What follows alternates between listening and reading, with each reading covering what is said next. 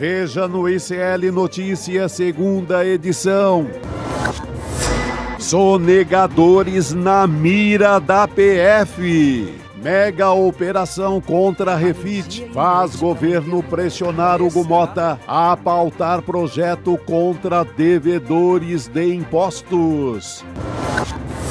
Picaretagem sem limites. Foragido nos Estados Unidos, Alexandre Ramagem pediu reembolsos da Câmara por gastos com gasolina no Rio de Janeiro.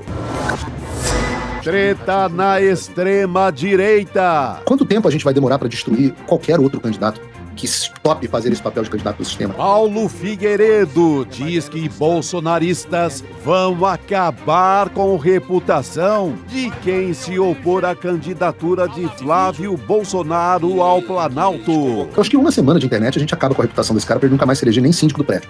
O ICL Notícias, segunda edição, está no ar.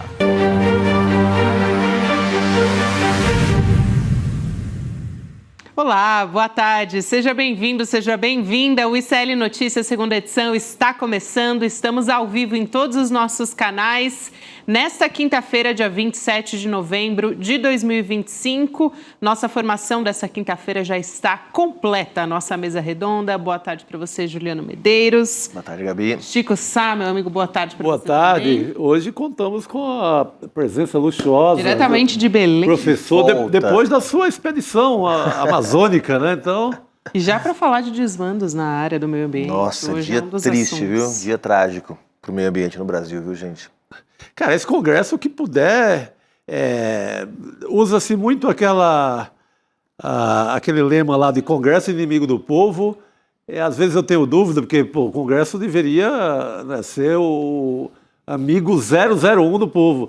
Mas essa gestão do Hugo Motta e do Alcolumbre, em algumas ocasiões, ela veio para castigar o povo brasileiro mesmo, né? É só a favor de banco, bandidagem, sonegador de imposto, é por aí, tudo por aí. Esse é um dos assuntos que a gente vai tratar aqui ao longo do N2, falando sobre esses vetos do presidente Lula à Lei Geral do Licenciamento Ambiental, né, que o Congresso Nacional não só ignorou, como também derrubou alguns desses vetos, dezenas, na verdade. Depois a gente vai falar sobre isso, aproveitando porque Juliano Medeiros, para quem não sabe, né, é um especialista em meio ambiente, estava na COP, semana passada entrou junto com a gente aqui no Uni2, então sabe do que está falando. Sabe tudo. Tem em detalhes inteirinhos só com Juliano Medeiros. Fundamental, aliás, para vocês aprenderem mais sobre o que foi discutido na primeira semana da COP30, mas também teve uma mega operação, assunto aqui primeiríssimo que a gente vai tratar no programa, do grupo Refit, né, dono da antiga refinaria de Manguinhos, muita gente conhece assim, lá no Rio de Janeiro. Foi dezenas também de empresas do setor de combustíveis. Hoje esse grupo foi alvo de uma mega operação. A gente traz a manchete na nossa tela também, você pode ler a matéria do nosso site. No total são 190 alvos, a gente está falando de pessoas físicas e empresas que estão direta ou indiretamente ligadas a esse grupo, que é comandado pelo empresário Ricardo Magro, é considerado o maior devedor de ICMS do estado de São Paulo, o segundo maior do Rio de Janeiro e um dos maiores da União, só para a gente ter uma ideia do tamanho. O cara é bom em não pagar o que deve. Impressionante. Em resumo é isso, Chico, em resumo é isso, porque tem um prejuízo, segundo os investigadores, informações que a gente tem até o momento sobre essa mega operação. Aliás, tem muita coisa que está sob sigilo, mas tem um esquema aí que causou um prejuízo de 26 bilhões de reais. E a gente está falando da União dos Cofres Estaduais e também federal. Esse é o tamanho do prejuízo. E quais são, assim, as principais suspeitas, né? Esses alvos da operação, eles são suspeitos de fazer parte de uma organização criminosa e de praticar crimes. A gente está falando de crimes contra a ordem econômica e tributária e lavagem de dinheiro também. Até o momento, a nossa reportagem, o ICL, entrou em contato com a Refit, mas a gente não teve retorno. É uma operação, uma investigação que atinge diretamente aquilo que o Haddad vinha alertando há algum tempo, né? Sobre os sonegadores, sobre o devedor quanto mais, Chico. E é uma história, hoje eu li quase tudo sobre isso, é um esquema tão sofisticado que sai o combustível, depois o dinheiro dele vira imóvel, depois o dinheiro vira uma conta no exterior, que volta para o Brasil, que tem outro titular. Então é um labirinto, como todos os craques na arte de lavar dinheiro e de sonegar impostos fazem. É um labirinto para quê? Para não pagar imposto, para lavar dinheiro. É uma carnificina com dinheiro público, porque o que não é pago deixa de ser aplicado na saúde, principalmente, na educação e várias outras coisas. E é uma operação que envolveu Polícia Federal, Receita Federal e também as secretarias estaduais e Ministério Público dos estados. Então, é uma operação gigante. Agora eu pergunto, quem não sabia, eu falo das autoridades de São Paulo, principalmente, quem não sabia que esse Ricardo Magro, que essa Refit, é isso? A fama deles de sonegador, assim, é pública. Uhum. Qualquer técnico, hoje eu falei com um auditor de Receita de Estado aqui em São Paulo, a velha fonte, assim, e eles, cara, todo mundo sabe desse nome. Não se ia atrás para valer por conta de proteção política. Como também na questão dos impostos federais, não se ia atrás por questão de proteção política. Tem lá lei no Congresso esperando, como a lei do devedor quanto mais, por exemplo, esperando para ser votada. Só hoje o Hugo Mota acordou, porque foi relacionado a um jantar em Nova York com essa gangue aí. Para aplacar o constrangimento que ele sofreu com a notícia de que ele participou de um banquete em Nova York. Exatamente. Ele anda muito irritado porque ele está sendo associado à proteção a esse tipo de bandidagem. Teve um outdoor essa semana na Paraíba, em Campina Grande, que fez muito sucesso por lá, que é associando o Hugo Mota a toda essa bandidagem. Ou seja, não é nada de calúnia, não há calúnia nisso. Realmente há uma proteção do Congresso a esse povo. Ele entrou na justiça para tentar barrar esse outdoor. O juiz não deu ganho de causa a ele, mesmo ele sendo presidente da Câmara. Ou seja, ou os caras acordam no Congresso e começam a notar que a população está, de fato, vendo a turma inteira como protetora de bandido.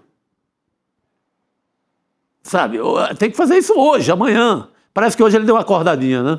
Parece que sim, Juliana. Eu sei que você quer comentar a respeito desse assunto. Vale a pena a gente juntar com isso que o Chico Sá já aponta aqui sobre como é que a história está, vamos dizer assim, refletindo no Congresso Nacional, que é o importante disso, né? Porque a Receita Federal apontou o Refit como o tal do devedor quanto mais, né? O sonegador, para deixar aqui mais claro para todo mundo que está nos acompanhando, aquelas empresas que deixam de pagar os impostos de uma maneira reiterada, sem justificativa. Não é um acúmulo de dívidas, não é uma coisa pontual, um atraso pontual, né? É uma prática contínua. É disso que a gente está falando. Para evitar, para nunca pagar. Isso. É descumprimento de obrigação fiscal. De forma Quando vai isso, o dono da padaria, o dono de uma loja lá, vai tentar fazer isso. Pega o dinheiro na fonte e ainda pega uma cana. Isso é importante, Chico. Para quem está nos acompanhando, ter noção do tamanho do esquema é o seguinte. Claro. Primeiro, é uma refinaria, a primeira refinaria privada do Brasil. Não é gente que está mexendo com Bitcoin, com algum produto que não tem um valor real por trás, não é mercado financeiro. Nós estamos falando de gente que refina combustível e vende combustível.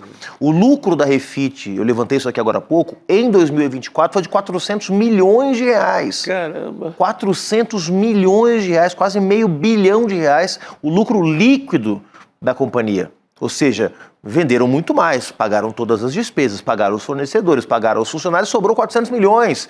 Não é uma empresa pequena, gente, é uma grande empresa.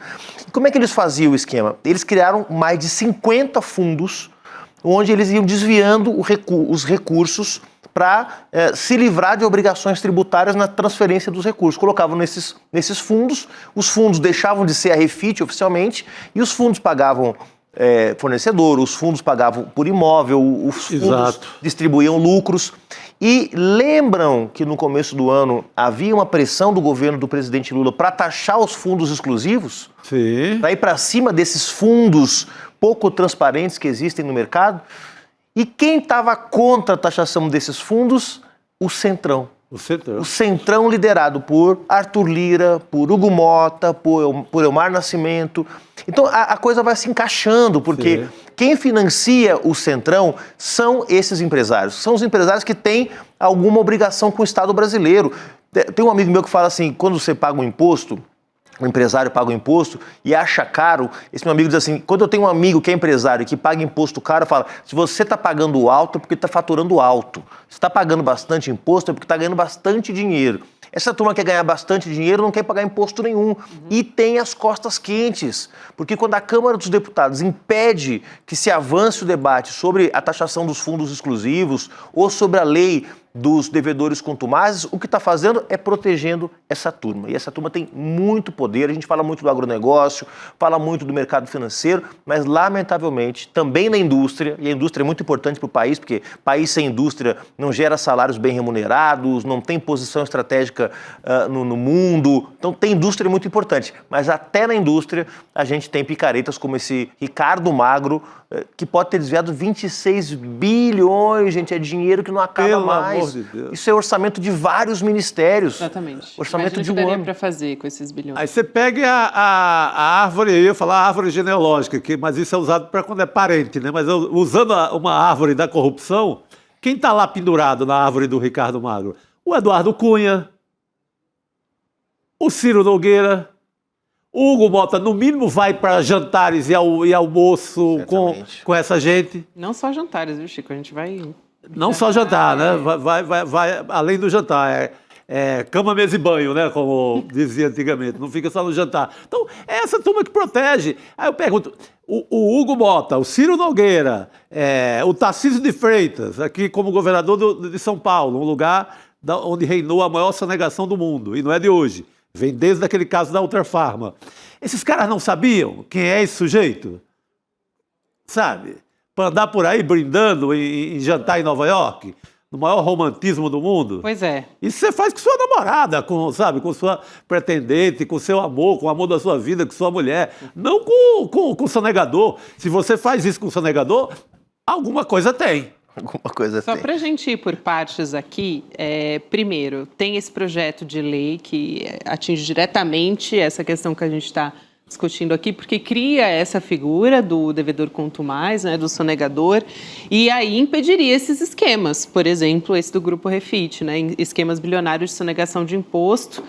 Esse projeto ele estava parado lá na Câmara desde setembro, porque a Câmara dos Deputados aprovou a urgência na tramitação, só que hoje teve essa mega operação e é uma espécie de pressão também. Claro que tinham pressões diversas de agentes políticos também. O Hugo Mota estava sendo muito cobrado e agora ele nomeou o deputado Antônio Carlos Rodrigues do PL como relator desse projeto. Ele anunciou um pacote antifraude também no setor de combustíveis. Foi De que partido? Repete o partido dele. É isso. Do PL. Do PL. Tá bom. Vai andar, né? Vai andar com alguém do PL. Se o PL é quase a facção. Vocês perceberam que nunca o Hugo Mota, para esses projetos que envolvem questões tributárias, fiscais, que podem ajudar o governo a arrecadar mais, ele nunca indica um deputado simpático ao governo? É sempre um deputado ligado ou ao PL, ou ao Centrão, ou o esquema dele. Sempre é uma chantagem nova, sempre é mais um instrumento para colocar a faca no pescoço do governo. Você não vê ele indicando um deputado do PSOL, do PCdoB, do PSB, do PT, para absolutamente nada que envolva matéria fiscal e tributária. Claro que não, mas aí também querem tirar vamos dizer assim, uma parcela política disso, né? O Hugo Mota, ele sabe que é importante, por isso ele já foi para as redes para dizer que se importa com isso. Então, o Hugo Mota disse o seguinte, a segurança pública também passa pela segurança econômica. Aliás, o meme na internet é o Hugo não se importa, né? Sim. Então, ele está mostrando aí que se importa. A segurança pública também passa pela segurança econômica, diz o presidente da Câmara. Por isso, a Câmara avança no combate às fraudes no setor de combustíveis com um combo de projetos estruturantes, cada um com seu relator já designado. E aí, Chico, você falou sobre essas amizades, né? Sim. Do Hugo Mota. Você falou que tem mais, né? Exatamente, assim, mais do que um jantar, porque o Hugo Mota, presidente da Câmara, foi a estrela de um jantar que foi oferecido lá em Nova York pelo Grupo Refit, Quem traz essa apuração é o Bernardo Melo Franco, do jornal O Globo. Esse jantar, que para trazer uns detalhes aqui para vocês, aconteceu há 6 meses, foi em maio, dia 12 de maio. Estava o dono da refinaria, o Ricardo Magro, outros empresários, políticos brasileiros também. Na época, a Refit já se sabia, todo mundo sabia, Sim, que era a maior sonegadora de ICMS do país. E o Hugo Motta documentou essa participação num relatório oficial. Ele fez um relatório oficial sobre essa viagem. Foi apresentado esse relatório para a Câmara dos Deputados. E olha só, neste relatório, a informação que nós temos aqui. Ele recebeu pouco mais de R$14 mil em diárias para participar dos eventos na cidade de Nova York. Então, ele viajou num jato da Força Aérea Brasileira, usou a viagem para defender, naquela época, o aumento do número de deputados, né? E depois isso acabou sendo vetado pelo presidente Lula. Mas a bandeira, naquele momento, era isso. Então, não foi só um jantar, né? Foi um passeio, foi quase que uma tour ali. Né? uma tour romântica com sonegador. Foi a primeira viagem internacional dele. Foi a primeira viagem internacional dele. Num podcast aí importante que saiu esses dias, relata a tentativa de encontro do André Esteves com ele. O André Esteves, que não tem boa relação com o Hugo Motta, porque apostou no Elmar Nascimento, foi até esse evento em Nova York para tentar conversar com o Hugo Motta. O Hugo Motta deu 15 minutos para ele se sentiu meio ofendido, parece que a coisa não ornou. Porque, veja, mesmo no mundo dos grandes empresários, os empresários fazem apostas, né? E no caso da Refit, parece que apostou bem, né? Porque não teve nenhuma dificuldade de levar o presidente da Câmara dos Deputados para um evento em Nova York para ser recebido aí como herói do setor produtivo. Bom, agora a gente entende por quê, né? O motivo tá claro agora, né? E não sabe nada sobre o Banco Master, ninguém sabe nada sobre a Refit. É impressionante, assim, né? Realmente são muito mal informados, né, os líderes do Congresso Nacional Brasileiro. Não sabem simplesmente que estão andando aí a tiracolo com sonegadores, criminosos, gente que está fraudando o sistema financeiro. Outro nome que apareceu, Juliano, nessa história foi o do Jonatas Assunção. Número, vamos dizer assim, o braço direito, número 2 do Ciro Nogueira, quando o Ciro Nogueira comandava a pasta, né, como ministro da Casa Civil durante o governo Bolsonaro. Aí está o Jonatas Assunção, né, que já teve o nome alcançado nessa operação da Refit. Ele é ex-secretário executivo da Casa Civil, portanto, o braço direito do Ciro Nogueira naquela época. Vice-ministro, né? Para quem não exatamente. Equivale a um vice-ministro da perfeito. Casa Civil, que é o ministério mais importante do governo. Olha qual é o papel que ele desempenha no Grupo Refit, né? O papel de executivo encarregado de relações governamentais e institucionais do emaranhado de empresas reais e fictícias do Grupo Refit. Já falei aqui como ele foi o braço direito do Ciro Nogueira, né? O vice-ministro, como disse o Juliano, e também ele foi chefe de gabinete do Braga Neto, Exatamente. do Walter Braga Neto, que já está preso há algum tempo pela trama golpista. Essa coluna do Luiz Costa Pinto, que está no portal agora, você pode ler lá agora, ela é assim, mais do que ela é pedagógica, Puxa didática, os fios, né, Chico? Tem toda a rede ali como funciona. Aconselho a leitura para ficar entendendo muito dessa mutreta. É isso, como não dá mais para roubar a Petrobras, como eles fizeram lá atrás, agora estão desviando o dinheiro. E aí você entende por que cada vez que chega no final do ano, o debate sobre orçamento, começa essa histeria do mercado e do Centrão pedindo para o governo cortar. O governo tem que cortar, o governo gasta demais, é Bolsa Família, é pé de meia, é mais médicos, tem que cortar. E aí você entende, você que está nos ouvindo, que o problema do governo não é de despesa. É óbvio que tem uma ou outra despesa que poderia ser melhor gasta, um investimento melhor aplicado, mas o problema do Estado brasileiro é de receita. O dinheiro que tinha que entrar não entra. 26 bilhões é muita grana, pessoal. Como eu disse, é mais do que o orçamento de... Agora está se falando, Chico Sá, de um rombo, aí já começa a histeria do mercado financeiro, um rombo de até 30 bilhões nas contas públicas esse ano. 26 bi é só a dívida de uma empresa. Uma só. Se essa empresa pagasse o que deve, não precisaria mais falar em rombo e o Congresso Nacional, que está sempre querendo fazer ajuste fiscal em cima das políticas sociais, não teria argumento porque o nosso problema, como já foi dito aqui, não é de despesa, é de receita e está claro quais são os interesses que estão por trás. Né? Exatamente.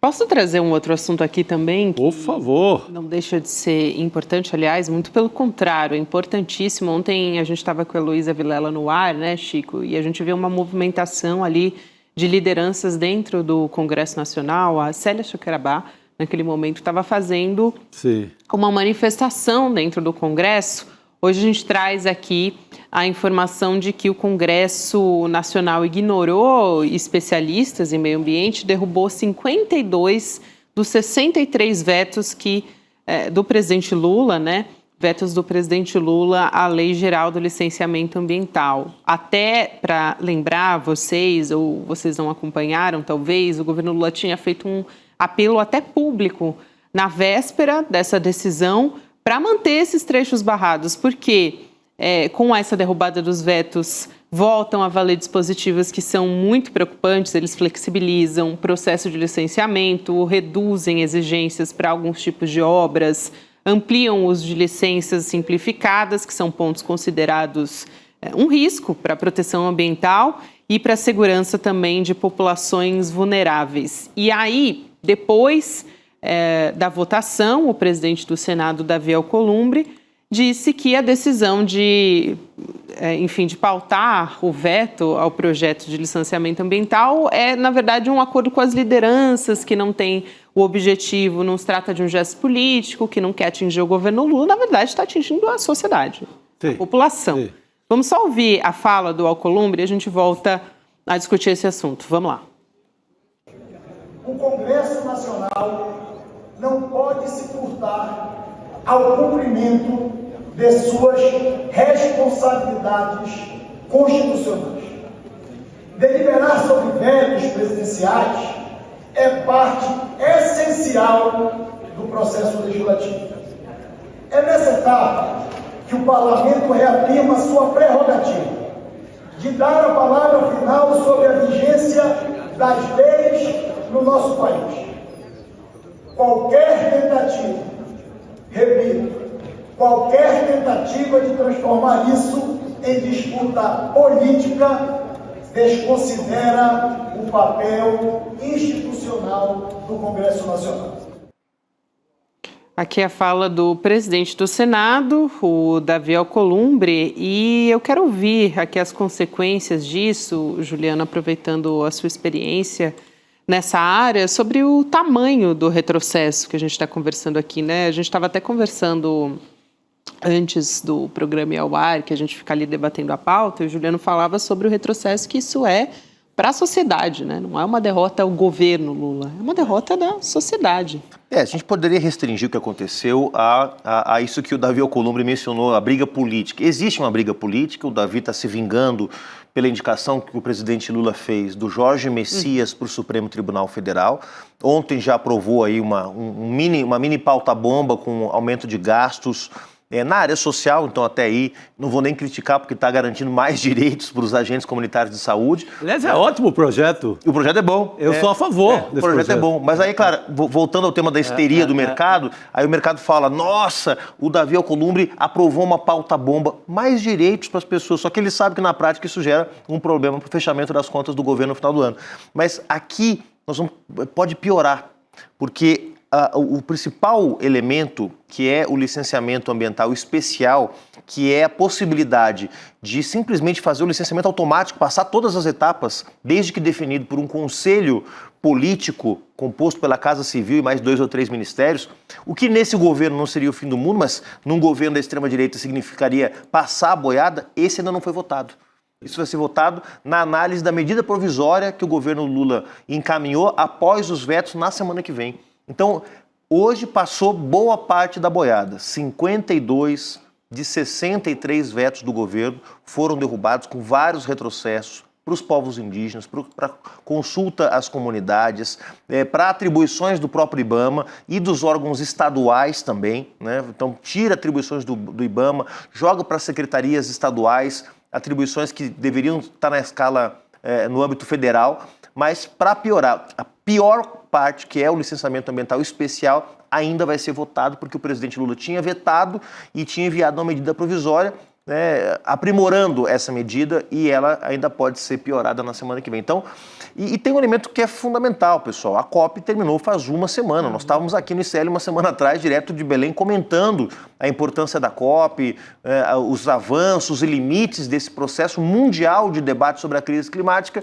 E, de repente, o Congresso, uma semana depois da COP, vota aquele que é o maior ataque a licenças ambientais, as políticas de proteção ambiental dos últimos 40 anos, Gabriela. Então, o movimento socioambiental brasileiro hoje está em polvorosa. Falei com a Sueli Araújo, do Observatório do Clima, ex-presidente do IBAMA, com a Nicole Oliveira, do Instituto Internacional Araiara. Eu tive a oportunidade de conversar e já tem um movimento para uma judicialização aí nos próximos dias, né? Certamente haverá uma reação no Supremo, porque esse projeto tem vários pontos inconstitucionais. Esse é um caminho, né? O Supremo, que acaba, a questão de um mês, tornar réu o Ricardo Salles, ex-ministro do Meio Ambiente do Bolsonaro. Bem lembrado.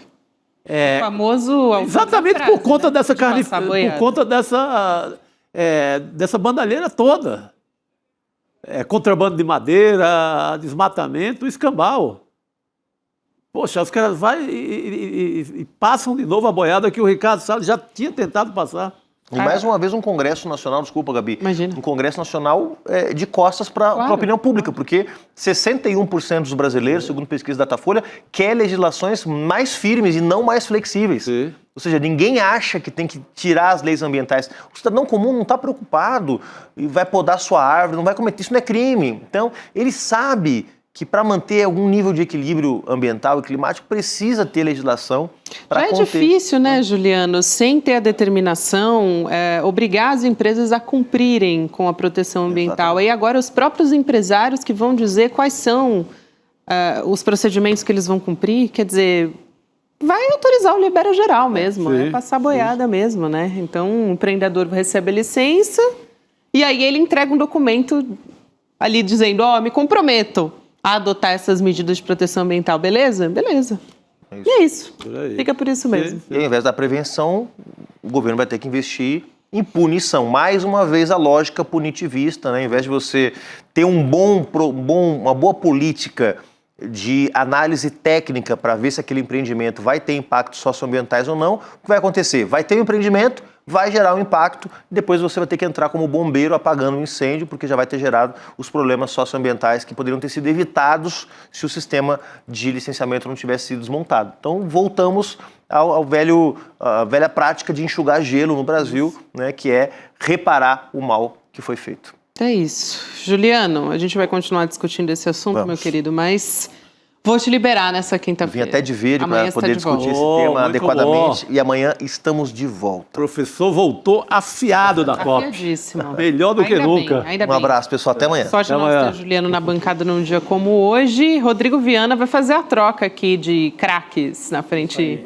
Aqui acontece tudo ao vivo, né? Então a gente tem a troca dos jogadores, né? Dos craques. Levanta a placa. Eu estava recebendo as instruções do professor ali, tá na vendo? beira do Recebendo. gramado. Professor Ricardo Gouveia. Professor Ricardo. Você é Te craque, orientando. rapaz. Fazer o que você sempre faz. Entrar e fazer seu gol. Entra, faz o gol e resolve. Aí. A gente vinha falando O sobre... nosso Tupanzinho. Quem é corintiano vai entender talismã. a piada. Excelente. A gente vinha falando... Bom, a gente tem que ter aqui um pouco de leveza, porque realmente esse assunto aqui é para deixar a gente bastante, assim, revoltado, né, com os impactos ambientais que a gente deve ter a partir dessa derrubada dos vetos. E o pessoal da Paraíba, aqui quando eu falei do outdoor lá de Campina Grande contra o Mota, que tá pegando assim no estado inteiro, tem uma boa campanha para não reeleger o Hugo Mota. Tô falando no Deputado. chat aqui. Poxa, o cara é eleito pelo povo do sertão da Paraíba, lá de Souza. Uma belíssima de uma votação. O que o cara faz? Jantar com o banqueiro, jantar com a bandidagem que não quer pagar imposto, jantar em Nova York com o sonegador. Nada pelo povo do Nordeste, por exemplo, nada. Na hora de votar alguma coisa boa para o Nordeste, ele não tá. Ou ele derruba. Então, bom, não dá para reeleger um cara desse. Seria genial, hein? Seria genial, seria uma bela de uma resposta a essa. Como o Ciro Nogueira também, se elege pelo Piauí, o que ele faz? Todo dia está aqui na Faria Lima com o banqueiro para criar medidas que tiram dinheiro que poderiam ir para o Piauí. Gente, não pode mais votar nesse povo, não dá para votar nessa gente. É melhor o Ciro Nogueira tentar se eleger em Santa Catarina, mais um, né? Vai ser deputado por Santa Catarina e passa o dia na Faria Lima, aí tá certo. É. Mas se elege pelo Piauí e quer... Aí, qual o papel dessa gente? É não deixar chegar recursos à sua região, porque na prática eles estão eliminando isso. Não, A Faria Lima não quer aumento de nada de programa social, de nada desse tipo. Então, poxa, para que votar num cara desse? O mais esperto dessa turma, o Arthur Lira, teve ontem lá na assinatura da isenção de imposto de renda. Você viu o que ele falou no ato, Gabi? Ele falou, não, o presidente Lula já sinaliza para outras medidas importantes que provavelmente virão no 4º mandato do presidente Lula. Arthur Lira, já sinalizando... Já entendeu e já sinalizando, estarei ao lado se Lula tiver um 4º mandato. Ele entendeu mais rápido. Entendeu mais rápido. Tem gente que ainda não entendeu muito bem, né? É por isso, aliás, porque Arthur Lira também tá, vocês comentaram ontem, né? Aparece em 4º lugar nas pesquisas para o Senado. Eu falei, Souza, é Patos, na verdade. Patos é a cidade do Hugo Mota, no interior da Paraíba, né? Souza é a terra dos dinossauros e é maravilhosa. Isso. Vamos voltar a falar sobre esses impactos ambientais, que a gente conversava agora com o Juliano Medeiros também, né, da derrubada desses vetos do presidente Lula, porque hoje é dia de Cristina Serra, que também está de volta, estava na COP30 em Belém, e que pode, mais que ninguém, sempre traz todos os detalhes, né, coloca uma lupa em todos esses problemas que são apresentados aqui com esse projeto, né? Vamos conversar com a Cristina Serra? Ela já está aqui a postos para falar com a gente. Cris, boa tarde para você. Bom te receber de volta, querida. Boa tarde, Gabi. Muito bom estar aqui de volta com você, Rodrigo, Chico, mas num dia particularmente muito difícil. Sim.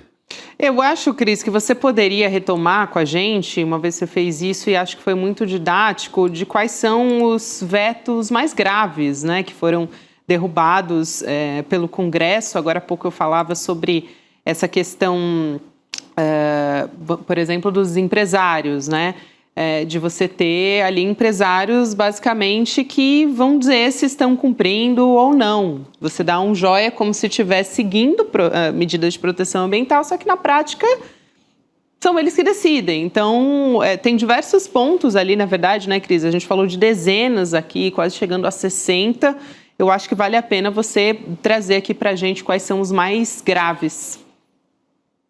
Gabi, eu vou juntar, assim, fazer um pacote com as consequências mais graves da derrubada desses vetos. E vou começar por esse que você falou aí, dos empresários. O licenciamento sai tão enfraquecido, mas tão enfraquecido, né, que praticamente os donos de grandes empreendimentos com impacto poluidor, eles podem, daqui a pouco, vai chegar num ponto, né,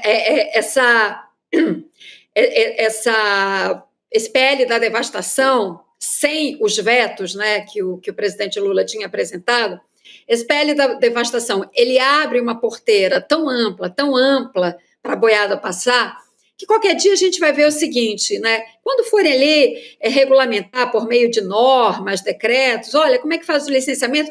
Olha, manda por zap aí uma declaração, uma autodeclaração de que você está cumprindo toda a legislação e todas as normas ambientais. O empresário manda e o órgão fiscalizador manda um joinha para ele pelo WhatsApp e vai ser assim o licenciamento. É claro, eu estou exagerando, mas é o seguinte, o que o PL da devastação agora determina, sem os vetos, é uma espécie de... Perdão, estou com a garganta bem seca. É uma espécie de autolicenciamento.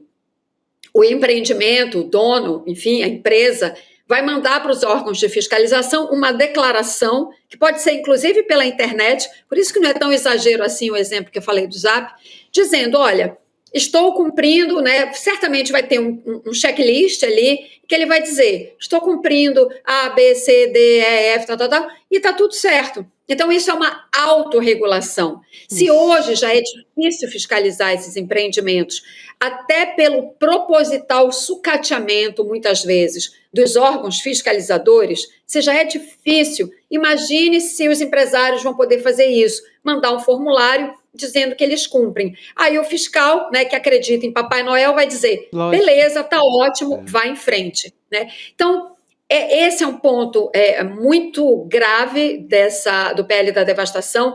Outra coisa é o enfraquecimento dos próprios órgãos ambientais, porque na medida em que você aprova esse liberou geral, qual vai ser o papel dos órgãos ambientais, então? De um IBAMA, de um ICMBio, de um IFAM, né, no caso de patrimônio histórico. Então, é um enfraquecimento...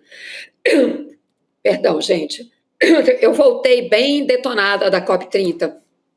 É um enfraquecimento, em geral, do papel do Estado. É um enfraquecimento também de um instrumento muito importante que foi criado ao longo dos anos, né, que é a consulta popular para aquelas populações que são atingidas por esses empreendimentos com potencial poluidor. É um enfraquecimento também. Esse PL da devastação, ele atua em várias frentes.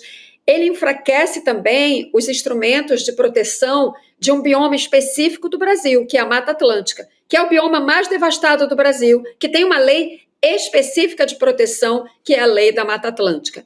O PL da devastação enfraquece artigos da Lei da Mata Atlântica. Então, ele se espraia de tal forma, né, que ele produz um retrocesso de mais de 40 anos, que foi quando começou exatamente no ano de 1986, em janeiro de 1986, quando o Brasil estava saindo da ditadura, entrando na democracia, voltando para a democracia. Esse é o marco inicial da legislação sobre licenciamento ambiental no Brasil. É de janeiro de 1986. Por isso que eu sempre enfatizo, não existe proteção ambiental sem democracia. As duas coisas andam juntas. Na ditadura, não tinha proteção ambiental. E aí era aquele liberou geral, né? Que resultou, por exemplo, lá na tragédia de Cubatão. Enfim, o que a gente está vendo é um enfraquecimento generalizado, um retrocesso que vai nos custar muito para que a gente consiga, provavelmente será judicializado. Aliás, já tem o anúncio, o deputado Chico Alencar, do PSOL, né, já se manifestou nas redes sociais falando isso.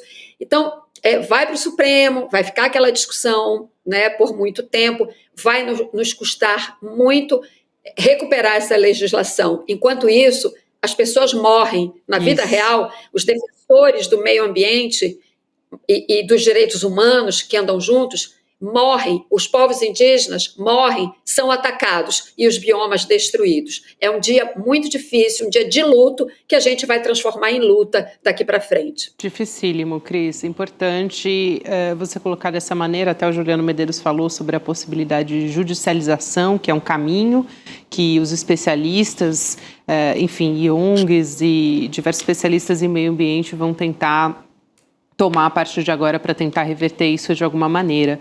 Agora, eu quero trazer aqui um outro assunto também, virar a pauta para a gente falar do Alexandre Ramagem. Hoje a gente ficou sabendo a apuração da nossa reportagem aqui do ICL, que ele tem quase que uma capacidade de estar em 2 lugares ao mesmo tempo. Vocês ficaram sabendo disso, gente? Porque mesmo ele está nos Estados Unidos, todo mundo sabe disso aqui, a gente trouxe informação sobre isso no dia em que o Platô, né, o Guilherme Amado, na verdade, nosso ex-colega aqui do ICL, trouxe essa reportagem de que ele foi visto nos Estados Unidos, com imagem, com tudo.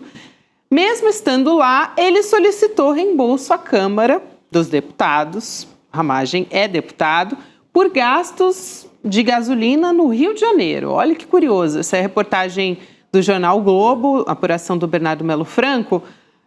Só que a Câmara dos Deputados, né, o regimento da casa não permite, na verdade, que outras pessoas, que terceiros usem esses benefícios. Sim, porque poderia dizer, foi um assessor, né, que abasteceu, não é? Exatamente. Não pode. Não pode. Ele quis imitar o dom de Santo Antônio, né, que estava em Pádua e em Lisboa ao mesmo tempo.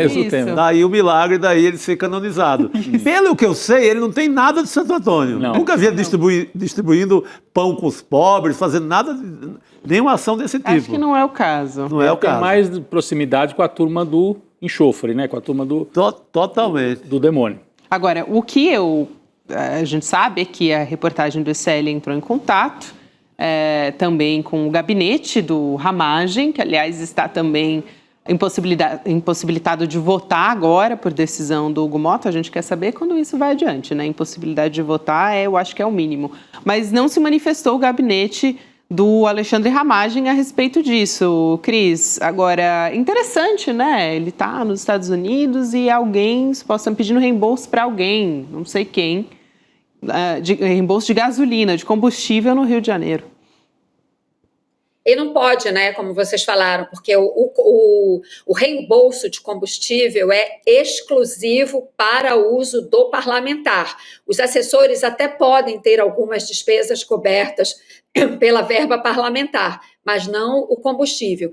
Olha, esse caso todo do Ramagem, né, é um escândalo tão grande isso. Como é que esse cara sai, fica votando, né, participa das votações lá de onde ele está, ou seja, camuflando a ausência dele? Como é que ninguém notou? Como é que ninguém percebeu? Que desenvoltura é essa? Que facilidade é essa de sair do país dessa forma, se instalar em Miami e fazer de conta que está ali na Câmara dos Deputados, sabe?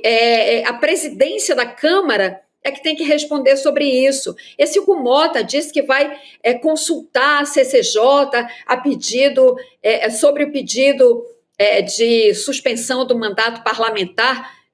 Tem que consultar o quê, gente? O cara está condenado pelo STF, com trânsito em julgado. Só resta uma coisa a fazer, é colocar o nome desse sujeito na Interpol e pedir a extradição dele. Agora, ele foi mais inteligente do que Zambelli, né? Ele foi para os Estados Unidos. A Zambelli foi para a Itália, está lá presa, né? E a qualquer momento ela volta para cumprir a pena aqui. Nos Estados Unidos, de fato, né, com as relações próximas do Trump, do governo norte-americano, com a família, com a familícia Bolsonaro, né? Talvez a gente tenha dificuldade, a justiça tenha dificuldade, né, de conseguir a extradição e para trazer esse sujeito para cá para cumprir pena, né? Então ele fez tudo. A verdade ele deu um baile, né? Ele deu um baile na justiça, né? E está lá agora debochando do judiciário brasileiro e de todos os brasileiros. Tem a revista Fórum trouxe ontem uma informação que eu acho assim, muito importante. O Ramagem, ele exerceu um cargo de muita relevância. Cuidava das informações sigilosas, das informações estratégicas do país. Ele tinha, inclusive, um computador em casa com todas essas informações. Ele, com muita facilidade, ele consegue ficar nos Estados Unidos com proteção, inclusive com remuneração do Estado norte-americano, da Casa Branca, por conta dessas informações. O Kleber Lourenço fez uma reportagem no SL Notícias também, Chico. O Kleber também, o Kleber também trouxe o assunto. Eu talvez esteja confundindo as fontes. O Kleber Lourenço no ICL, eu citei a Fórum porque também é outro belo meio de comunicação. O Kleber já trabalhou lá, é na confusão das assinaturas.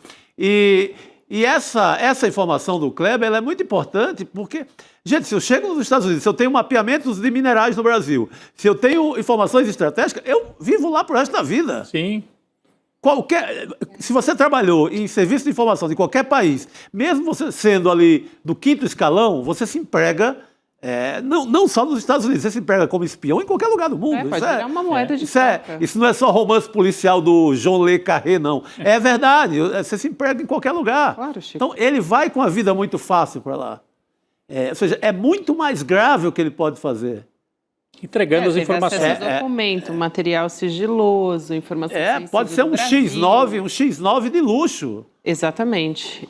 Eu acho fundamental, Cris, diga. É outro traidor da pátria, igual o Eduardo Bolsonaro. Não só pela condenação na trama golpista, mas também por esses documentos sigilosos que pode apresentar para o governo Donald Trump. E, inclusive, existe um questionamento, Gabi, como ele levou o chip da Câmara dos Deputados e participou de votações de lá, questionando se essas votações são legais ou ilegais. Ou se pode anular, inclusive. Pode levar à anulação. Há pedidos para levar à anulação de algumas das votações das quais ele participou. Aliás, tem informação de que o Eduardo Bolsonaro participou da derrubada dos vetos hoje, né, da sessão de hoje. Sim. Também pode levar a questionamento jurídico sobre essa sessão também, né? É muita safadeza, né? O cara continua votando. Sim. Ele votou em 132 propostas remotamente. O Ramagem. E a Dalpiva, até para trazer informação completa sobre isso, porque saíram mais detalhes, né, que a Juliana apurou, ele pegou um voo de Brasília, o Ramagem, para Boa Vista. Isso aconteceu no dia 9 de setembro. Vamos lembrar que o resultado, a condenação saiu no dia 11 de setembro. De lá, o Ramagem cruzou a fronteira com a Guiana e depois ele continuou participando de todas as deliberações da Câmara. Então, a gente está falando aqui de uma quantidade importante, né? De 132 propostas, a apuração do Kleber Lourenço, essa quantidade. Foram 24 sessões com essas 132, né? Esses votos em 132 propostas. Então, não só continuou votando, como também ainda o Hugo Mota não decidiu o que vai fazer, né, sobre a perda de mandato do Alexandre Ramagem, o que é, assim... É muito frouxo, né?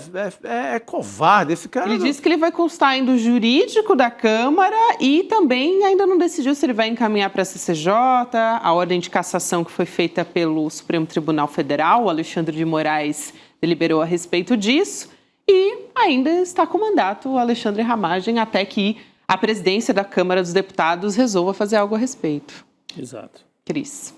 Olha, Gabi, o fato é que esse Congresso, a gente está falando de dois assuntos, né? Acabamos de falar do PL da devastação, né? E agora do Alexandre Ramagem votando, toda essa situação aí, e o Hugo Mota não decide, não ata nem desata.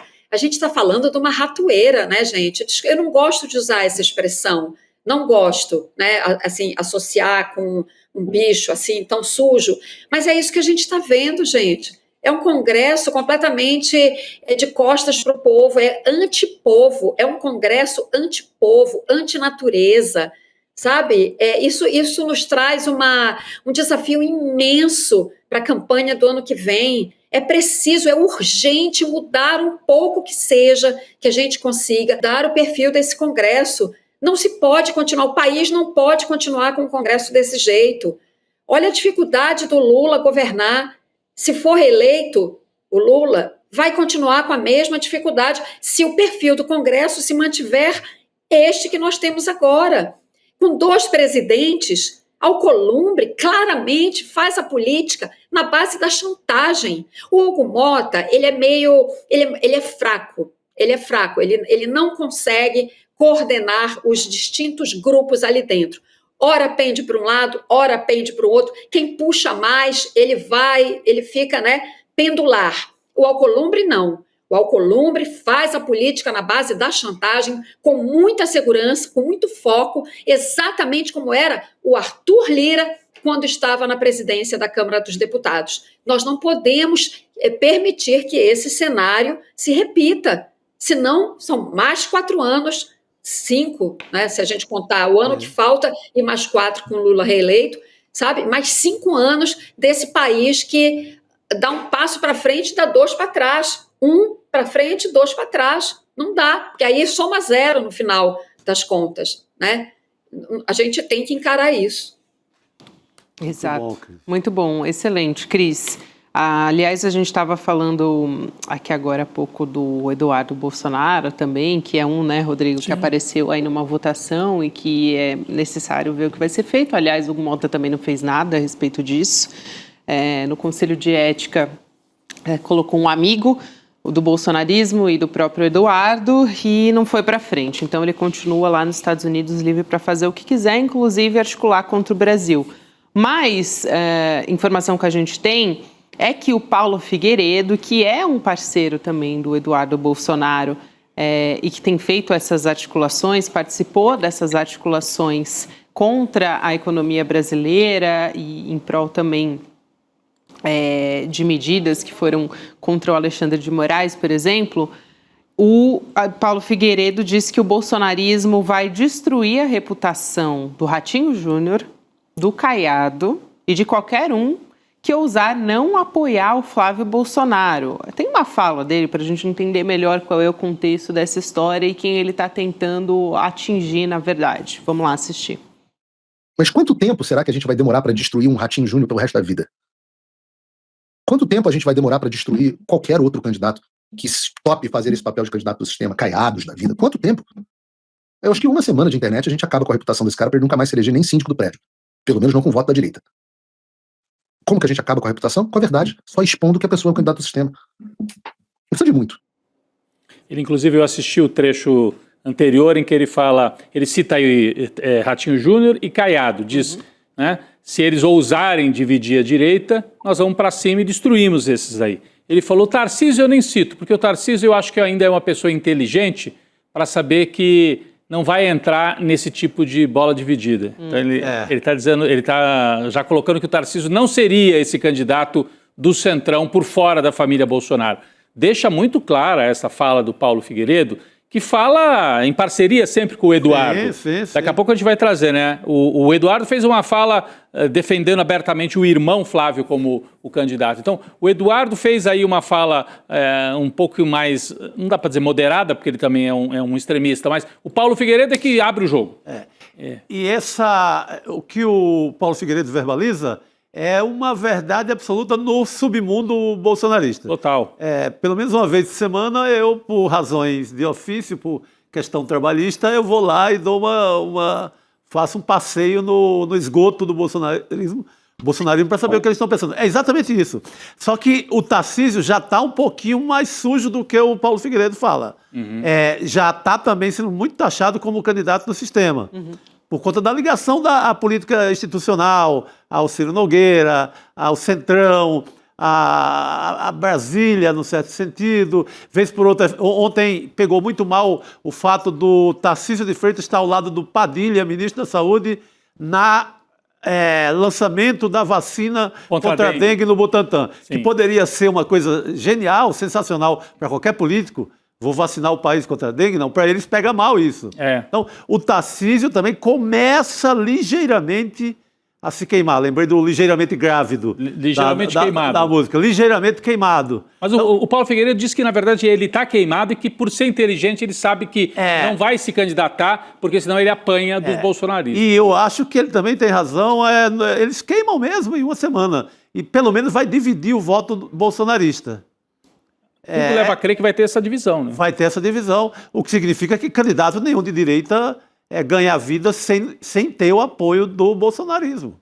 A não ser que tope virar vice, né, Cris? Se algum deles topar, porque a família Bolsonaro deixa claro, Gabi, Cris, Chico, que quer ter a cabeça de chapa. Se algum desses aí topar ser vice, tudo bem, desde que seja o vice. Não vai poder estar na cabeça de chapa e colocar um Bolsonaro na vice. Isso eles não aceitam. Então, Cris, é um jogo bastante... Aliás, o Eduardo falou sobre isso antes da gente passar para a Cris, aí ela já pode comentar uma vez. Acho que vale a pena o Eduardo, ele disse que se não tiver nenhum candidato bolsonarista para a presidência, né, em 2026, ele vai escolher entre os menos piores. Então, ele diz o seguinte, está na tela também, gente. Eu pretendo apoiar um candidato em 2026... desde que ele seja identificado com os meus eleitores que são bolsonaristas. Se porventura nós tivermos uma eleição em que ninguém represente esse sentimento, nós escolheremos entre aqueles menos piores.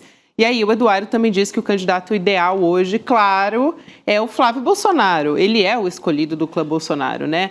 O Eduardo deu uma entrevista para o UOL dizendo que o Flávio está mais preparado para concorrer. Olha, atenção nisso, hein, Cris? Ele está mais preparado do que a Michelle. Abre aspas, não desmerecendo nem um pouco a Michelle, mas o Flávio estaria em uma posição muito mais preparada para assumir essa difícil missão, esse desafio, do que ela neste momento, Cris. Gabi, essas duas declarações aí do Eduardo, elas indicam muitas coisas. A primeira delas querem escantear a Michelle. Sim. Né? Os filhos, pelo menos os três mais velhos, querem escantear a Michelle, não querem que ela seja candidata, até porque tem problemas entre eles dentro da família, não gostam dela e vice-versa, etc. Agora você vê, é claro que eles querem, a preferência, o plano A, é um candidato da família, alguém com o sobrenome Bolsonaro, que agora, ao que tudo indica, é o Flávio.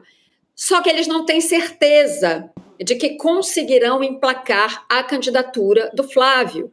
Porque, assim, já tem muita gente que quer distância da família Bolsonaro, né? Muita gente da direita que quer distância da família Bolsonaro porque sabe que é tóxica, é uma família tóxica, né? E Bolsonaro está condenado, está preso, etc, etc. Mas, enfim, eles preferem o nome da família Bolsonaro. Mas você vê como é importante essa fala dele? Se não tiver, a gente vai ficar com aquele, com o menos pior, que tem alguma identificação com os ideais bolsonaristas. E o que isso mostra? É o seguinte, essa família Bolsonaro, ela não se cria fora do aparelho de Estado, né? Tudo que eles conseguiram na vida, na política, o aumento de patrimônio deles, que é uma coisa absurda, tão bem mostrado no livro da Juliana Dalpiva, O Negócio do Jair, tudo eles conseguem porque eles se incrustam no aparelho de Estado, né, e fazem de um tudo, né, para tirar ganhos financeiros, econômicos, a partir daí, né, pelos meios que nós sabemos quais são, que eu não preciso repetir. Então, eles não vão ficar fora de nenhuma eleição, eles não vão ficar. Se não conseguirem emplacar o candidato da família com o sobrenome Bolsonaro, claro que vai chegar na hora ali, no final das contas, orientados por pesquisa ou não, enfim, ou pela realidade, né? Se não conseguirem agrupar segmentos grandes e importantes da direita e da extrema-direita em torno do candidato da família, vão embarcar na canoa do candidato da direita e oferecer a eles a possibilidade de continuar tirando proveito, né, dessa colonização do aparelho de Estado. Então, agora, isso está cedo, de fato, para a gente saber o rumo que vai tomar, né? A campanha ainda está nessa fase, né, de definição dos grupos, dos espaços e etc. Agora, uma coisa sim, e isso de fato é o mais preocupante, é o que está na fala do Paulo Figueiredo. Em uma semana a gente detona o cara na internet. Sim, eles têm de fato poder para isso. Quando essa máquina digital criminosa, né, de assassinar reputações entra em campo, a gente sabe que ela pode sim fazer grandes estragos. Isso de fato é muito assustador para o cenário político-eleitoral de 2026. E aí, como é que esses políticos, né, tradicionais aceitam se submeter a uma chantagem pública dessa, né? Governador de estado, Ratinho Júnior, governador do Paraná, aceita que quem decide a candidatura dele é um neto de ditador que está morando escondido, acoitado, lá nos Estados Unidos. Quer dizer, quem comanda a direita no Brasil... É o Louro José da família Bolsonaro. É, o papagaio de pirata do Eduardo Bolsonaro. Louro José, muito bom, Gabi. O Paulo Figueiredo é o Louro José, com todo respeito ao Louro José. Com todo respeito. Mas ele faz esse papel. Então, como é que a direita tradicional chegou nesse ponto? Governador do Paraná, governador de Minas, governador de São Paulo se submetem a um sujeito desse nível, do Paulo Figueiredo. É quem manda na direita É quem manda. no Brasil. Depois de não só da condenação, mas da prisão também do Bolsonaro, eu acho que é uma desmoralização completa, né, Rodrigo? Continuar respondendo às ordens, né, do que o clã Bolsonaro quer. Eles entregaram esse bastão para o Bolsonaro em 2018, falaram, vai lá e ganha do Haddad, né, para derrotar o PT. E depois o Bolsonaro falou, tá bom, deixa comigo. Agora ele não quer devolver o bastão. A direita falou, não, devolve para a gente. Não. Agora é meu filho. Então é nesse ponto que nós estamos, no meio desse embate para saber se eles vão conseguir manter o bastão da direita com a família Bolsonaro. É isso, Cris. A gente se vê em breve, minha amiga. É bom ter você aqui com a gente de volta, viu? No N2. Valeu, Cris. De volta. Valeu, pessoal. Tchau, tchau. Boa noite. Cris. Aliás, só porque a gente está falando aqui do clã Bolsonaro, uma informação que saiu agora há pouco, nessa tarde, de que o PL anunciou a interrupção do pagamento dos salários das atividades partidárias do Bolsonaro. Chico, a gente sempre vinha falando aqui, né, sobre esse salário. Perguntava, tudo que era jurista da área eleitoral, a gente perguntava, pode continuar recebendo dinheiro público? Pois agora teve suspensão de direitos políticos. Só com a condenação eles tiraram. Mas aí, olha, porque tem a casa do Bolsonaro também é paga pelo PL, Ele vive, E ele tinha o candidato um contra a família contra o sistema só vive de dinheiro público, né? A vida inteira. Então, A vida paga pelo sistema. Né? não sei qual sistema eles são contra. É. Exato, aí a gente tinha um salário, né? O Bolsonaro ele ocupava um cargo, vamos dizer assim, de presidente de honra do PL, recebia um salário de R$42 mil do partido. Caramba, que moleza, hein? Pois é. E aí o PL, até nessa decisão, cita a lei dos partidos políticos, agora como ele tem a suspensão dos direitos políticos por decisão do STF, porque foi condenado e agora tem execução da pena, então perdeu o direito ao salário ali, e também foi uma decisão que foi uma reunião que a gente deu essa semana. Ainda vai levar 20 dias dos 42 mil, porque só foi preso em torno do dia 20, então vai levar ainda tem mais um salário. A preocupação dele é com esse pedaço. Dá pra pagar aí. umas contas de luz, né, de gás também, dá para pagar umas contas. Comprar uma máquina de solda nova. Isso. Exatamente. É verdade. Essa semana teve reunião do PL, a gente até trouxe aqui no N2. Com o Guga Noblat. Com o Guga Noblat. O Guga Noblat estava ali na porta pegando os parlamentares pelo braço, né, na frente do PL, lá em Brasília, na sede. E ontem a decisão foi comunicada para o ex-presidente Bolsonaro. Então agora não recebe mais salário do PL, Chico. A família toda encostada no dinheiro público desde que o Bolsonaro sai do Exército e começa a vida pública como vereador no Rio. Aí vai chegando, aí bota o primeiro filho, depois o segundo, o terceiro, e aí coloca a Michele para receber do PL também. É todo mundo, cara, mamando. Agora são 4 filhos e a Michele. Todo mundo com verba pública. E o aluguel pago também pelo contribuinte brasileiro, porque também é o PL que paga o aluguel. Aquela casa do condomínio. Aquela casa é paga pelo PL. Então, eles vivem disso a vida inteira, né? É isso. Sem falar nos empréstimos para comprar mansão, como o Flávio Bolsonaro fez, ao BRB. Que está complicadaço nesse caso do Master. O empréstimo ali de 6 milhões na época. Compra uma casa que dizem que vale 15, vai saber como comprou essa casa. É uma família que está toda no belíssimo livro O Negócio do Jair. De Juliana Delfim. É só conferir por lá. Vamos falar sobre uma operação que rolou em Santa Catarina. Hoje temos a Amanda Miranda aqui com a gente. Nossa, que bacana. Do CL, repórter também. Amanda, que prazer te receber aqui no N2, querida. Bem-vinda. Gente, boa noite, o prazer é meu. Estou muito honrada de estar estreando aqui com essa bancada tão maravilhosa. É verdade. No N2 é estreia. Que bacana, que bom que é no N2. O povo só quer saber do N1 aqui na distribuição. Mas vou fazer justiça, hein? Eu já levei a Amanda no Em Detalhes 2 vezes. Você duas tem... vezes. O Em Detalhes tem isso. Já puxei a Amanda ali, agora a gente puxa você também aqui para N2. Que bom, Amanda. Mas a gente vai tratar de um assunto que a Amanda está acompanhando da polícia lá de Santa Catarina, policiais de Santa Catarina que fizeram uma operação hoje, né, Amanda? Hoje de manhã, na sede do Partido Unidade Popular pelo Socialismo, o P, lá no estado de Santa Catarina, a gente está vendo a manchete aqui na nossa tela. Além da sede da UP, diversos militantes do movimento de luta nos bairros, vilas e comunidades, né, favelas, e da UP despertaram com viaturas da Polícia Militar, da Polícia Civil também, do choque nas suas casas. A gente viu imagens, né, também aqui na nossa tela agora de como que estava, enfim, a maçaneta da casa era das porta, pessoas. era a porta da sede da UP arrebentada, é isso? É isso, né, Amanda? Isso, eles invadiram porque a sede estava fechada, né, no momento em que eles chamam de operação, né, gente, mas a gente sabe que isso não é uma operação, isso na verdade é mais um dos tantos atentados à democracia que ainda estão em curso aqui em Santa Catarina, apesar da gente estar celebrando a condenação dos golpistas Jair Bolsonaro e seus comparsas. Aqui em Santa Catarina a gente ainda tem uma representação muito forte do bolsonarismo. E essa porta está completamente depredada, arrombada, porque os policiais entraram sem ordem, né? A Polícia Civil acabou de me confirmar que tem mandados judiciais, sim, que são 7 mandados em 3 cidades catarinenses, mas também não liberou o conteúdo dos mandados.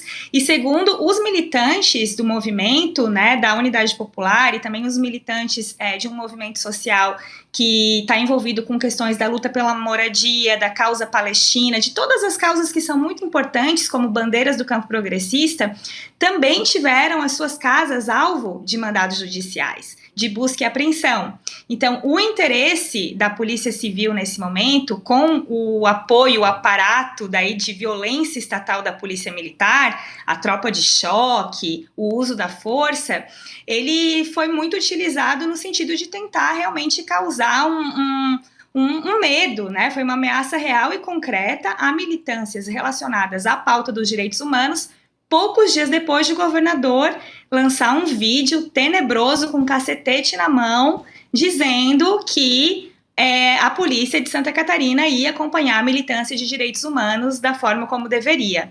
Então, é um caso muito grave, desde pelo menos, vocês acompanharam, né, em 2017 a gente teve uma operação policial muito traumática aqui em Santa Catarina no âmbito da Lava Jato, que tirou a vida do reitor da UFSC, o reitor Cancellier. Desde então, a gente não via um caso tão grave do uso das forças de segurança num atentado tão claro à democracia como o que aconteceu hoje. Ô Amanda, qual é a justificativa oficial, né, vamos dizer assim, porque é truculência, é mostrar, enfim, que é na base da porrada, é um pouco naquela linha do Cláudio Castro, só que aqui atingindo diretamente um ente político, né, e não ali foi no Rio de Janeiro, foi nas comunidades, no Morro do Alemão e no Complexo da Penha. Tem uma justificativa, assim, oficial, por que a sede da UP e outros militantes... Antes da Amanda responder, Rodrigo, posso trazer aqui o posicionamento, a nota, na verdade, né, do governo de Santa Catarina, que a gente tem aqui.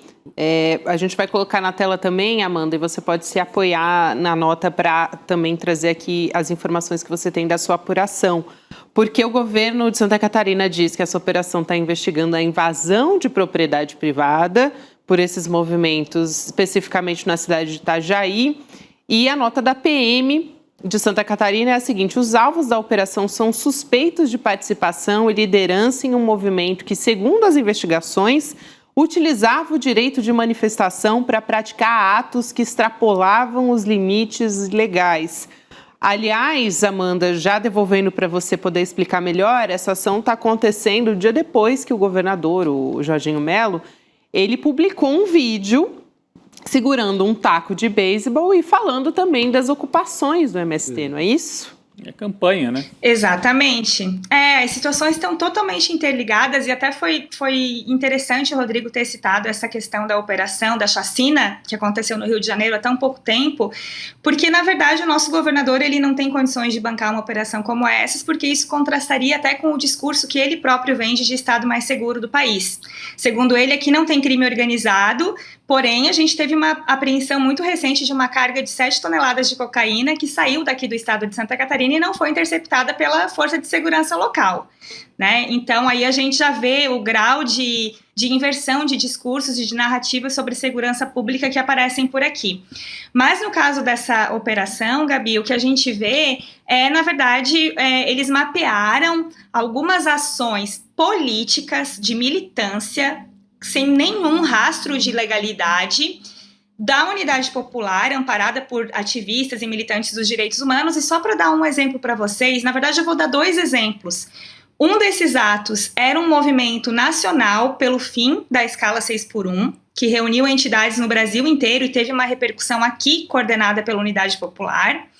Não teve nenhum tipo de violência ou de ato que levasse a um indicativo de que haveria alguma atitude de transgressão. Não foi nem perto do 8 de janeiro, gente. O 8 de janeiro, sim, foi um ato deliberado de atentado e de ataque à democracia. Ali era uma militância lutando por uma causa justa. E o outro foi uma ação que foi convocada por estudantes da Univale, que é uma universidade comunitária particular daqui de Santa Catarina, que os estudantes se organizaram para protestar contra a presença do Nicolas Ferreira, do deputado Nicolas Ferreira, na universidade para dar uma palestra num evento particular.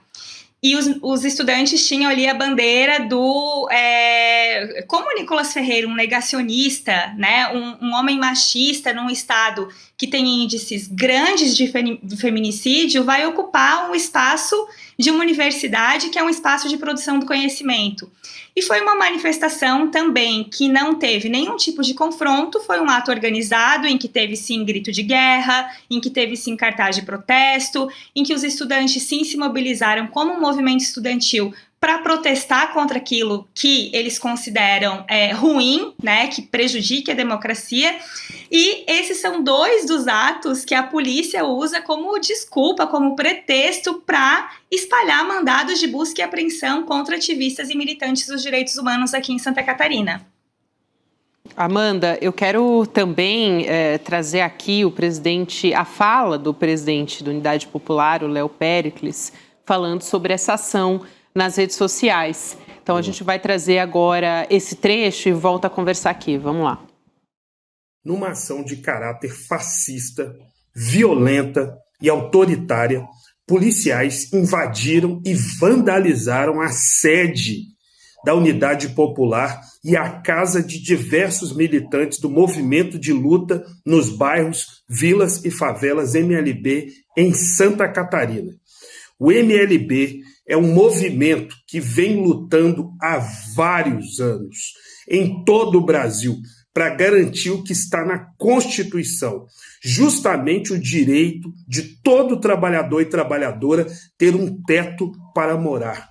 Com uma ação fascista desse tipo, estão tentando criminalizar a luta social, luta essa por moradia que nós da Unidade Popular apoiamos integralmente. É isso. Então, É a Unidade Popular que faz um trabalho arrojado, principalmente em BH, mas está no Brasil, ramificado no Brasil inteiro, mas em Belo Horizonte o movimento de luta por moradia da Unidade Popular é muito forte. Que é a origem do Léo Péricles. Né? Exatamente. Exatamente. Amanda, você queria falar? Pode ir lá, querida, vai lá. Sim, não, e assim, aqui foi um momento de muita comoção também. Eu acompanhei um trecho da plenária que a Unidade Popular organizou logo depois, né, de ter acontecido esse gesto arbitrário e autoritário do governo, das forças de segurança. E as lideranças, a maioria, são oriundas do movimento estudantil. Então, é um grupo que faz política por amor, né, mobilizado pela vontade de trazer transformações para a sociedade. E a luta por moradia é uma das lutas mais justas que a gente tem. E, assim, também não me estranha o governador de Santa Catarina atuar justamente tentando cercear um movimento que luta pela moradia, porque ele é um gestor que não investiu em moradia. Em 3 anos de governo, ele vai ser candidato à reeleição sem apresentar uma obra de moradia para as comunidades. A gente depende das verbas do governo federal, dos projetos do governo federal. Então, hoje a militância da UP estava muito emocionada e transtornada também, né, com o que aconteceu. E são jovens que muitas vezes fazem campanhas de arrecadação mínimas, né? Uma das lideranças do movimento dizia, teve coisa aqui que a polícia levou, que a gente levou anos para comprar, com base em mensalidades, às vezes de R$10 por mês, que a gente, né, pede de ajuda aos companheiros da militância, e que a polícia levou sem simplesmente deixar um rastro por ali. Quer dizer, deixou um rastro de destruição e de depredação no patrimônio privado. Eles sim invadiram um patrimônio que não era deles, né, e deixaram esse rastro aí também de intolerância e de injustiça por lá. Amanda, muito importante você trazer essa apuração aqui pra gente. Muito obrigada, querida. Excelente trabalho. Obrigado. E volta mais no N2 que a gente vai querer, viu? Valeu. Me chamem que eu estarei aqui. Espero trazer boas notícias em algum momento. A gente também Ótimo. espera. Estamos precisando de boas notícias. Amanda Miranda, nossa colunista, também repórter, trazendo informação aqui pra gente, apuração exclusiva. Aliás, Rodrigo, você acabou de mandar aqui no nosso grupo, a gente tem um grupo aqui do N2 que a gente vai mandando as informações. Ao vivo, né? Ao vivo. A gente vai colocar aqui na tela para vocês quem é que está dizendo que Jair Bolsonaro passou mal de novo, Rodrigo. É uma postagem de agora. Olha o horário ali. Pode deixar na tela, por favor.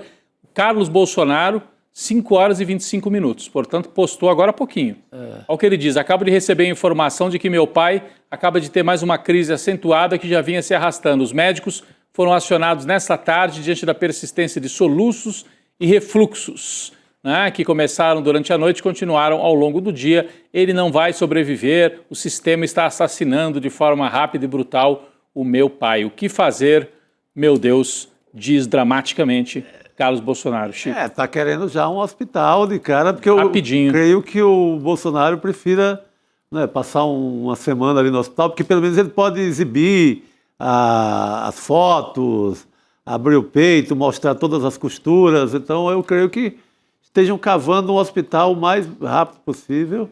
E depois uma domiciliar, né? Que é a grande obsessão deles, é essa. Vamos ver se vão conseguir, mas estão aí fazendo alarde que hoje ele teve que buscar atendimento médico durante esta tarde. Acabou de sair a notícia, Que Gabi. bom que os médicos estavam prontamente.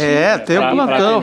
Talvez tenham chegado mais rápido lá do que chegariam em casa, Com né? certeza, Chico. Com certeza. É uma observação que a gente vem fazendo aqui. O Bolsonaro está sendo acompanhado por uma equipe médica dia e noite. Hoje é quinta-feira, hein? Vocês sabem o que tem hoje? Às 8 da noite. 8 da noite. sim, Tem estreia aqui do nosso novo curso de pós-graduação, Teoria Crítica da Sociedade, a nossa primeira pós-graduação em Teoria Crítica da Sociedade do Brasil, que a gente traz aqui com exclusividade no ICL. O evento de lançamento é hoje, curso em parceria com a FESP, Fundação Escola de Sociologia e Política de São Paulo, com professores assim como Nancy Fraser, Vladimir Safatli, Elia Jabbour, assim, é só gente de excelência. Vou chamar um recado aqui e a gente já volta com mais spoilers para vocês. Vamos lá.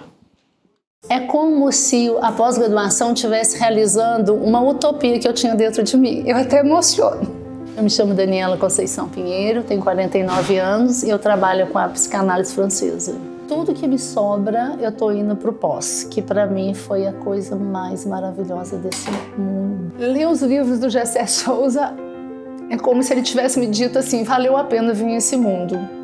Ninguém fala desse povo maravilhoso que existe até que eu descubro um Gessé Souza que responde todas as minhas angústias por 25 anos. E que eu parecia doida para todo mundo. Então, assim, por exemplo, eu acho que eu vou fazer para mim mesma uma monografia maravilhosa sobre essa pós-graduação. Eu diria para você que talvez tenha valido mais até do que meu início de mestrado e meu doutorado, que eu ainda não concluí. Assim, a bagagem da pós-graduação. Eu não só pretendo indicar, como eu pretendo presentear várias pessoas o ano que vem com essa pós-graduação. Essa é a minha meta o ano que vem. Eu quero levar umas 5 pessoas. E se elas alegarem eu não tenho condições, eu vou ter para oferecer.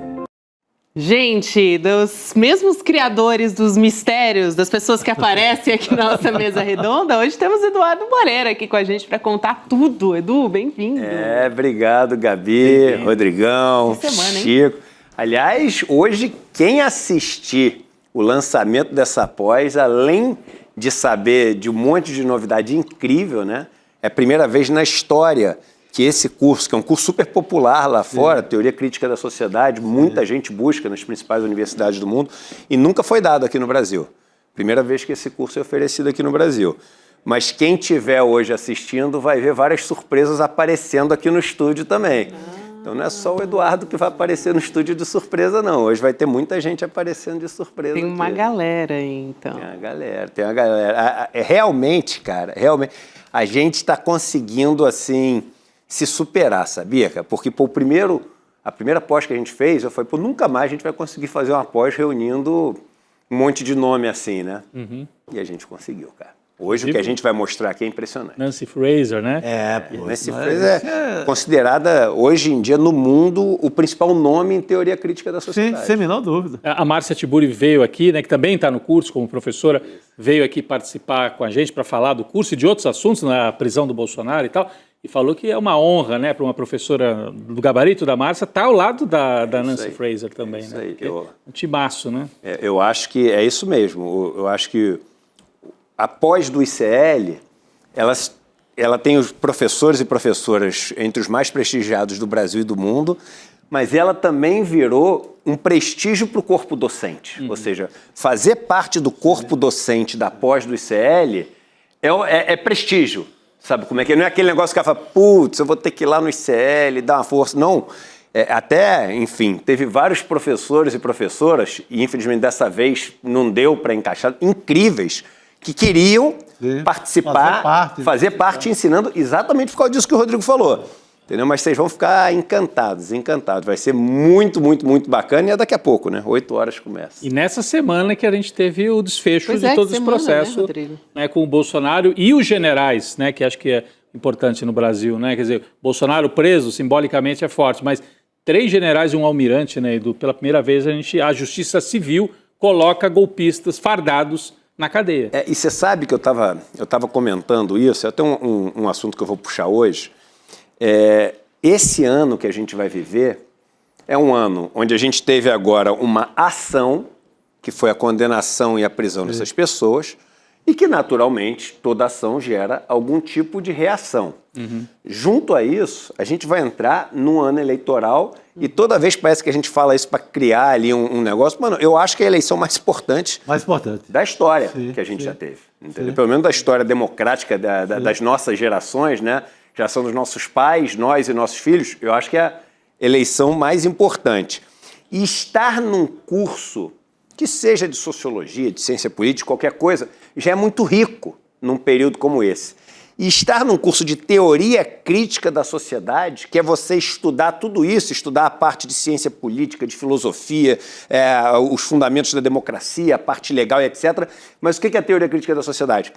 Como usar isso tudo para transformar a realidade, para aplicar. Então tem uma visão muito prática. Então acho que assim, é uma conjunção de fatores que faz com que seja o curso certo, com as pessoas certas, na hora certa. A hora. Isso que me chamou a atenção demais, né? A abertura, né? Porque hoje o que você vai fazer é a apresentação do curso. Isso, né? Vou apresentar todos os professores, apresentar como é que vai ser a carga horária, quais vão ser as matérias, os módulos, e apresentar as condições também. E aqui, cara, é um negócio que é super bacana, que é o seguinte: a gente está oferecendo um curso com professores e professoras do nível que a gente está falando, dos melhores do mundo. Não é melhor do mundo, melhor do mundo mesmo, né? Não é uma expressão.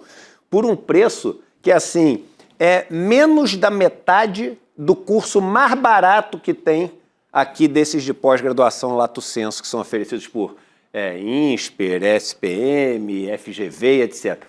Menos da metade do mais barato. Em relação ao mais caro, ele chega, porque tem, para quem já é aluno do ICL, tem um desconto extra ainda, ele chega a ser mais ou menos 1/10 do preço. E com material didático. Isso não existe, cara. Por isso que o primeiro teve 5.000 pessoas inscritas e as pessoas ficaram alucinadas com o nosso primeiro curso. Vocês acabaram de ver um depoimento, né? E para quem entrar hoje tem condições especiais, não é isso? Para quem Totalmente. se inscrever hoje, né? Agora, eu vou até falar isso hoje. Vão ser na primeira turma entraram 5.000 pessoas. A condição de hoje é só para 2.000 pessoas. É só para 2.000 pessoas. Então, enfim, é o que dá para fazer. A gente sempre faz no limite o que dá para fazer. O que dá para fazer dessa vez chegar em 2.000 para 2.000 pessoas, para a conta fechar. Isso aí. Então, mas para quem estiver assistindo hoje, então, tem a condição especial para quem está acompanhando o evento, para quem já é aluno do ICL, né? Só para reforçar aqui que são duas condições também que podem acumular. E só para explicar para as pessoas. A gente, no ano que vem, né, na verdade começou agora em novembro, a gente tem essa pós, só que em vez de ser a que a gente vai lançar hoje, a de hoje é MEC, né, junto com a FESP, certificado MEC, a pessoa tem um diploma de pós-graduado no Brasil, oficial por uma das maiores faculdades do Brasil, que é a FESP de São Paulo, né? Agora, o Master Internacional com a Universidade de Bicoca, a gente abriu para os nossos membros eternos, né? E tinham 1.000 vagas. E aí, se sobrasse alguma vaga, a gente ia permitir que as pessoas fizessem. É uma pós que assim, por um preço que nunca foi feito aqui também, mas é uma pós um pouco mais cara e etc. E não é MEC, é um Master Internacional.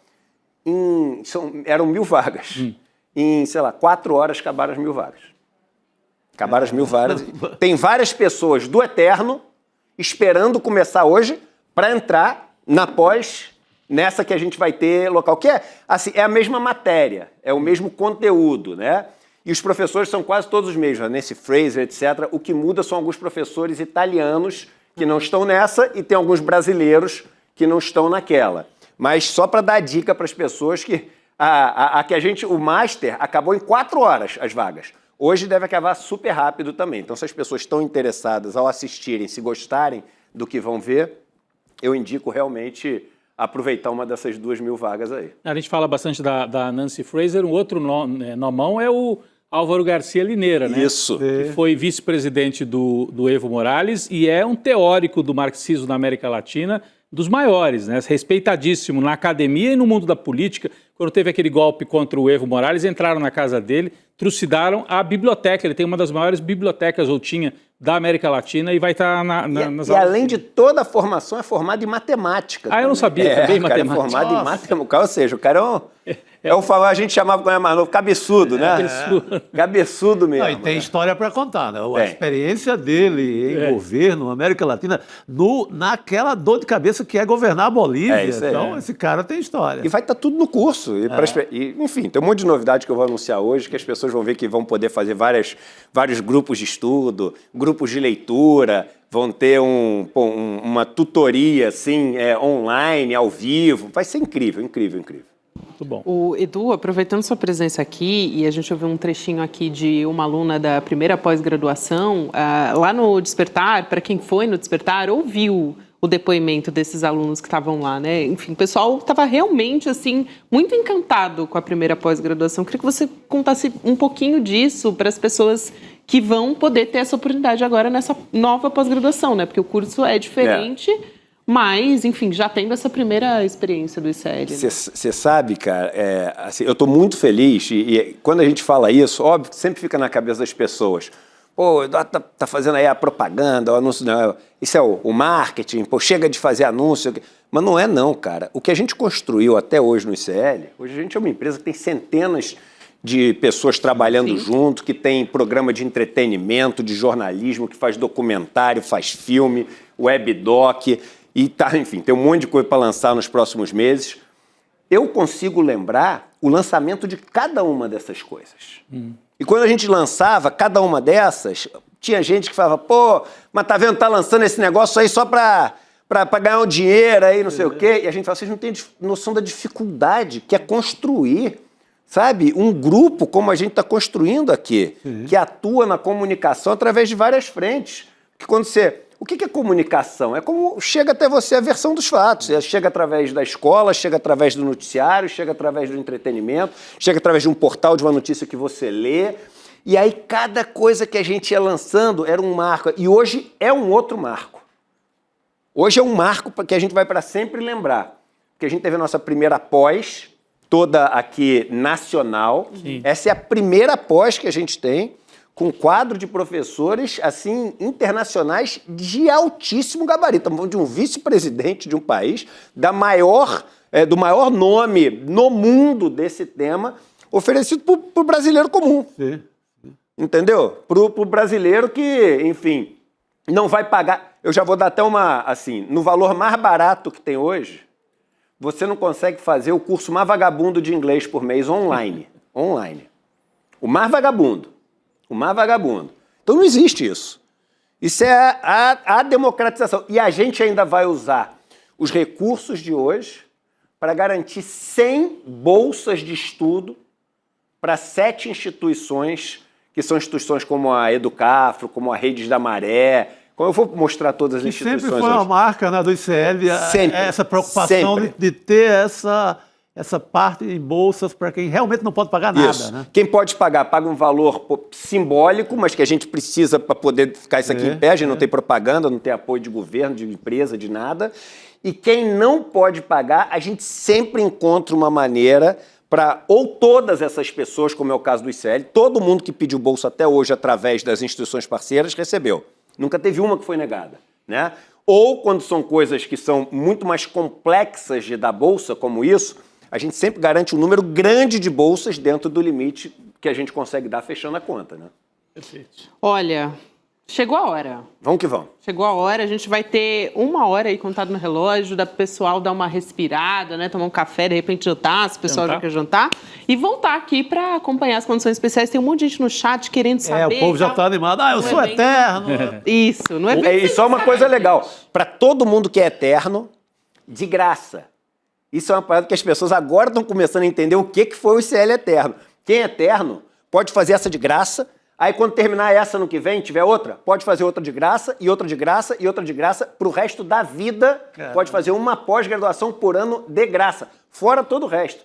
O que a gente fez com o Eterno não existe. Essas 1000 internacionais com bicoca que essas pessoas estão fazendo, de graça. De graça, porque elas têm direito a uma Master Internacional. Então, assim, pode ser que do meio para o final do ano que vem, a gente até tenha que abrir alguns eternos a mais, porque, assim, tem que ter mais espaço aí dentro para as pessoas poderem entrar nessas vagas que a gente oferece, né? E tem muita gente que... Mas não existe. E detalhe, o cara do eterno, depois de fazer 10 anos de pós de graça, ele pode vender de volta o título dele.